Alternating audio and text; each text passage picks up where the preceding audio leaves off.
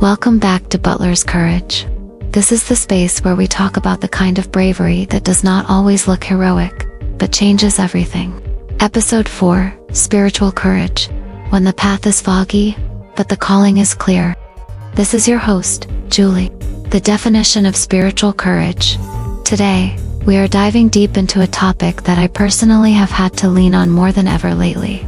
Spiritual courage. We often think of courage as running into a fire or leaping out of a plane.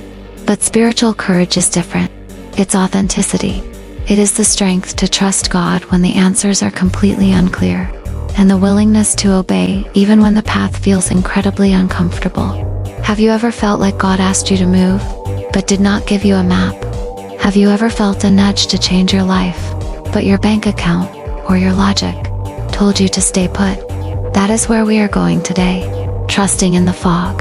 In my life, especially moving to Canada and starting over, I have learned that God rarely gives us the 5-year plan. He usually gives us just enough light for the very next step. In accounting, we like balance. We want the numbers to add up. We want to see the total at the bottom of the page. But spiritual courage asks us to start the entry without an idea what the final balance will look like. Trusting God when answers are unclear means accepting that His silence is not His absence. Sometimes, the fog is there to make us hold His hand tighter. If we saw the whole road, we might rely on our own strength. When we cannot see, we must rely on Him. The weight of uncomfortable obedience.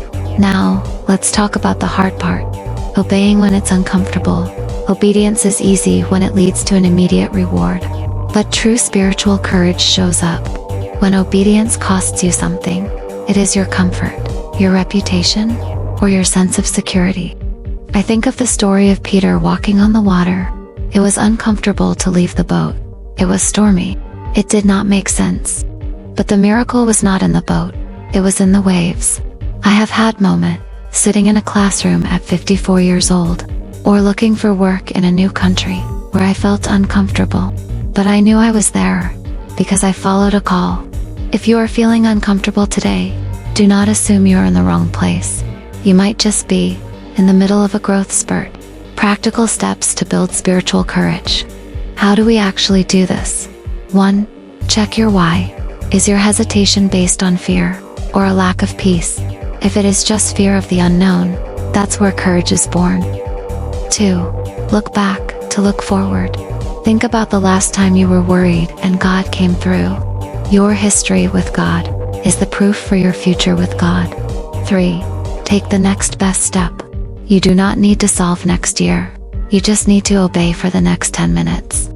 Spiritual courage isn't the absence of doubt. It's the presence of faith, in spite of doubt. As you go about your week, I want to challenge you. What is one thing you have been avoiding because it is uncomfortable? What if that very thing is where your breakthrough is hiding? Thank you for joining me on Butler's Courage. Keep your head up, keep your faith strong, and remember, it takes courage to be who God called you to be. I am Julie, and I will talk to you in the next episode, episode 5. And remember, if you are still standing, still trying, still showing up, that's courage. Subscribe, like, and click the notification bell if you want to follow Butler's Courage.